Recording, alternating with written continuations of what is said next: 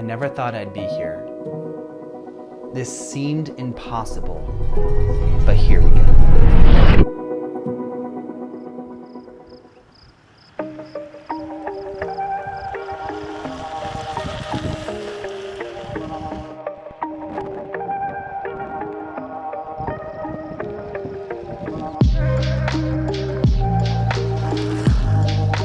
My name is Michael, and this is my first ever gravel race. I'm not a gravel biker, but I've ridden mountain bikes. So I'm sitting at a coffee shop with my friend and pastor Vince, who tells me about Unbound Gravel, the world premiere gravel race. He wanted to sign up for the 200-mile race, and I looked and there was a 50-mile and a 25-mile, and I decided, you know what? It would be fun to be unbound and unbound and help inspire the students of Unbound while being unbound. It's a lot of unbounds. I've never owned a gravel bike before. I didn't even know the language of gravel bike or road bikes. I was 29-inch tires, 700C. What does that mean? And I wanted to embark on the challenge of a gravel race. And I decided I could sign up for the 50, and it was 6 months of training, but I think I could do it. I'd never done it before.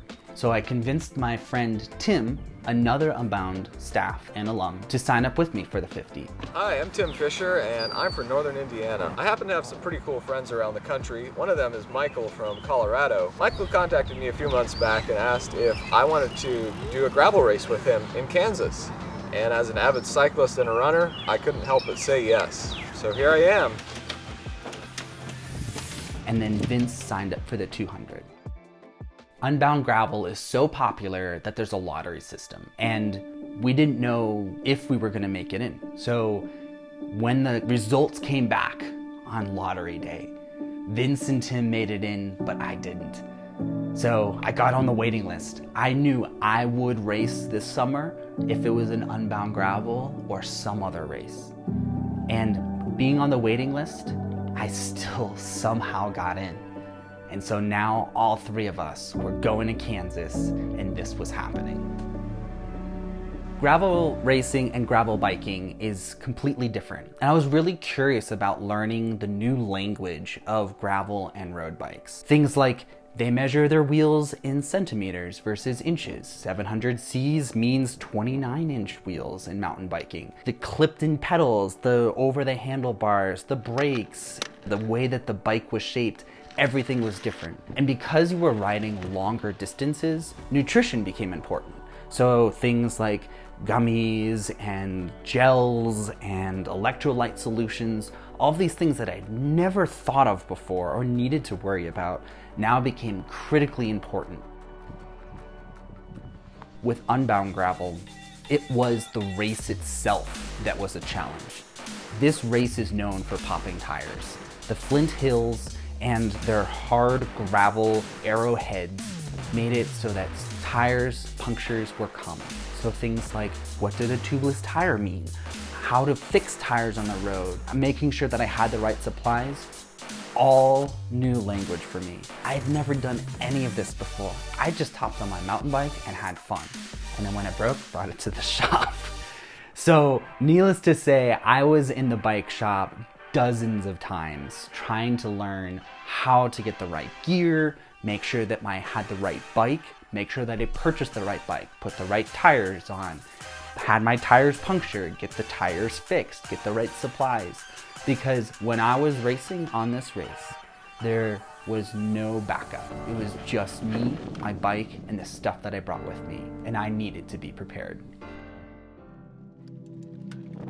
50 miles of riding seemed impossible. I could not imagine myself riding for that long. I heard bikers riding 50 miles, 200 miles, 100 miles. Inconceivable in my mind. It was a barrier that I needed to break. And so I knew that with training, I could focus to accomplish 50 miles. But it was a long journey. It was something attainable, but it was going to be hard, and I wanted to break that barrier of what was possible. But unfortunately, in the last 2 weeks, Vince had a really bad crash and wasn't able to come to Unbound. Now it was Tim and I, and we were going to Kansas, going to race for Vince. So it was race day, and I honestly didn't sleep great the night before or the night before that. The anticipation was building. There was this uncertainty. Am I gonna be able to finish this race? Am I gonna be able to do this race? And I was just so excited. I couldn't sleep. I'm so ready for this. We came all this way, and now we're gonna do it. I'm stoked. This is the result of months of preparation and anticipation. Stoked. Now we're gonna go do it. Did I mention? Stoked. 6 months in the making, and it is race day for Unbound Gravel 2023. We're on our way to Emporia, Kansas to go race, and I'm stoked. I'm really stoked.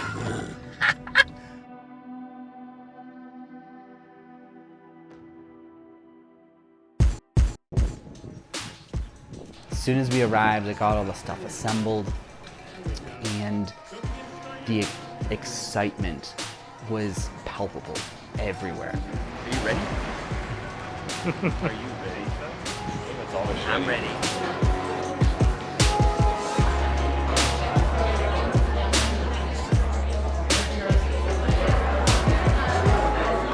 It's official. Hey, hey. Yeah. There you go. Let's go.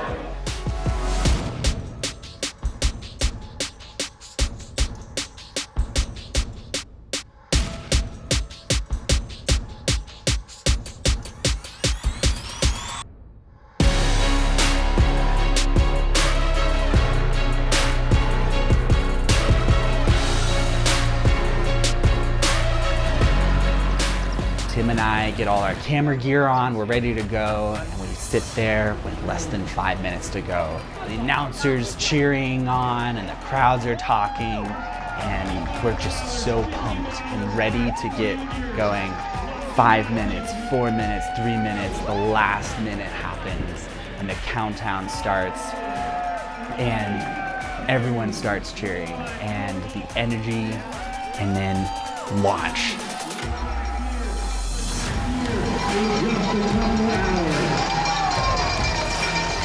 Slowly rolling forward into the unknown. Everyone's ringing cowbells and cheering and whooping and hollering.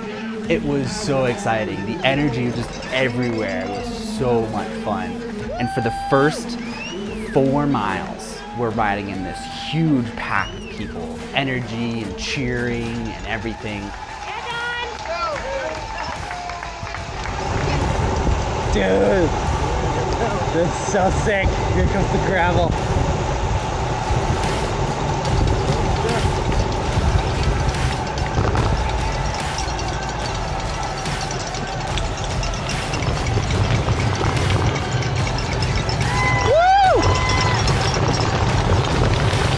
I looked down at my watch and wow, 4 miles had gone by and I didn't even notice. My goal was 12 miles an hour and we were going 18 and it didn't even faze us.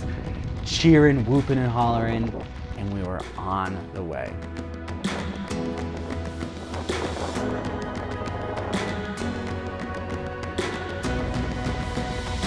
So as we were going along the race, one of the most unexpected things was how community focused this whole race was. It wouldn't be more than 3 miles in any stretch of the time where we wouldn't see someone sitting in their front yard cheering the racers on. Setting up their lawn chairs, setting up bounce houses, putting out water stations, sitting in their car, sitting in lawn chairs in the shade of their trees with their cowbells cheering us on. And it was those people that just kept us going. And it really was the thing that excited the entire community coming together around this race.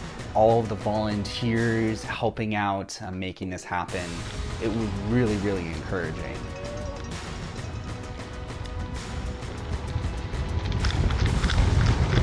Dude, this is such a community thing. It's the coolest. Like normally you just get it at the beginning of the race and at the end. Several people saw our camera gear because we have these Insta360 cameras. We had Tim for half of it and then me for half of it had a massive camera on our head, which we called the Teletubby. And it certainly brought a bunch of people asking questions, asking about the YouTube channel, and so it was a great way to share the experience with other people. As we got on the last 8-mile stretch, it joins up with the rest of the races that had started earlier. So the 100, the 200, the 350. We started getting passed by the pros, and that was awesome. You'd see this pack of people going super fast and just... There's more pros. They're going by, and we would think, oh, that must be the 100, or that must be the 200. And to see that energy where we're doing a 50 mile, there's 25 miles, and professional racers are happening at the same time. It really brought this whole event together into something greater. Going into this race, I was expecting that my tires would pop over and over and over again. And thankfully we didn't have any single tire technicals. The only technical that we had on the bike was I had one zip tie pop for holding on my brake cable. So quick pipe cleaner fix, that was really easy. Other than that, nothing was an issue. There was no rain, which was a blessing and kind of a disappointment. Tim and I were talking about how it would be kind of nice if some rain happened just to like spice things up. As we got on the last 10 miles, I had just been in this stretch where we were drafting with one other person, Tim, myself, and that person. And we were going about 14.5 miles an hour, which is about 6 miles or so. And it was just a little bit faster than I wanted to go. And it burnt me out just enough that I needed to eat a few more scratch gummies, get a little bit more fuel, a little more electrolytes to help me get across the finish line. And then my legs started cramping up right around 40 miles. Thigh cramped up. And so I stopped for a second, drank some more electrolytes, and that got it going. And I'm like, all right, we'll just take it at a nice slower pace for a couple miles. Goal is to finish. Goal is to finish. Oh, that's fun. Woo! So the last few miles are always my favorite in a race because you can feel that feeling of accomplishment start to build, and you know the finish line is just around the corner. Dang, Michael, you crushed it.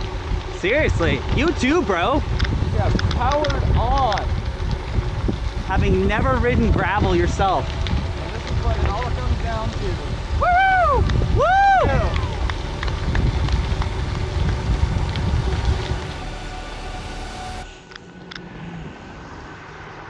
We're coming in, there's other riders who are doing longer legs than us who are passing us. And every time you pass a rider, every time a rider passes you, there's usually words of encouragement going back and forth. You got this, finish is here, finish strong. That was cool. The last mile and a half, we're cruising slow, and I'm starting to feel that my legs are on the verge of cramping up, and Charlie horsing. We hit the last hill, and I'm like, okay, we got this hill, I'm gonna ride it slow, and Tim's like, you gotta do this. So I'm going up, and both my quads are starting to cramp up, and I'm just trying to feel low gear, nice, consistent, don't stop. I'm trying to like fight off a huge Caesar. Got it. Both my quads. One pedal at a time, man. Come on, dude. Yeah. At the top, people are cheering and everything, but I get to the top and I'm just waiting for one of them to just knot up. Terrible. And thankfully it didn't. Yeah, dude. Woo! Oh, dude, my quads were just seizing. Hey, keep them moving. Keep them moving. Oh!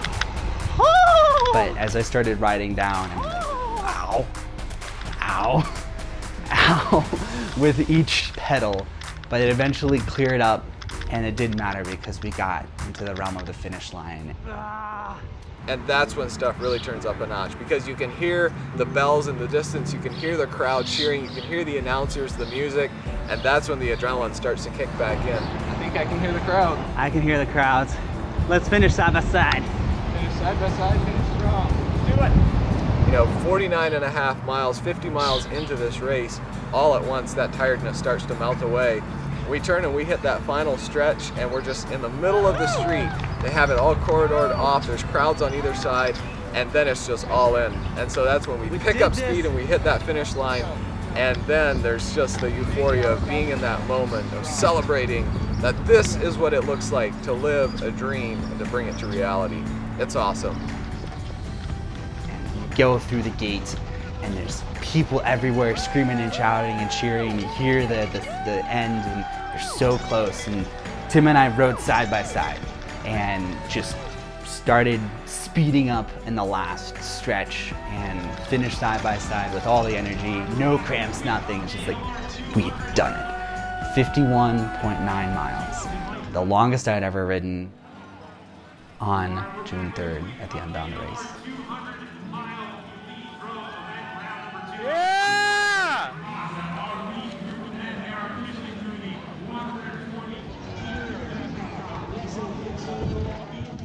When I first signed up for this 50-mile gravel race, it truly seemed impossible. I believed that I couldn't do it, but I believed that it was a challenge that could be overcome, that I could break down this larger, seemingly impossible task into smaller goals and smaller objectives that I could complete. I was able to slowly transition my focus onto a single goal. What would it take to complete this race? I was able to redefine in my mind who I thought I was. I was changing from the biker who couldn't bike a 50-mile race to the biker who could bike a 50-mile race. And that process was really cool, and learning how to get there was really exciting. What seemed overwhelming at first turned into something that could be done.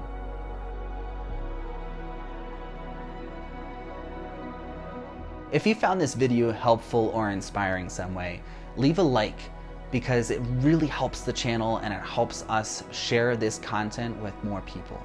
If you're a biker or you are involved in this gravel race and connected with us or anything like that, we'd love to connect with you in the comments section down below. So go ahead and leave a comment.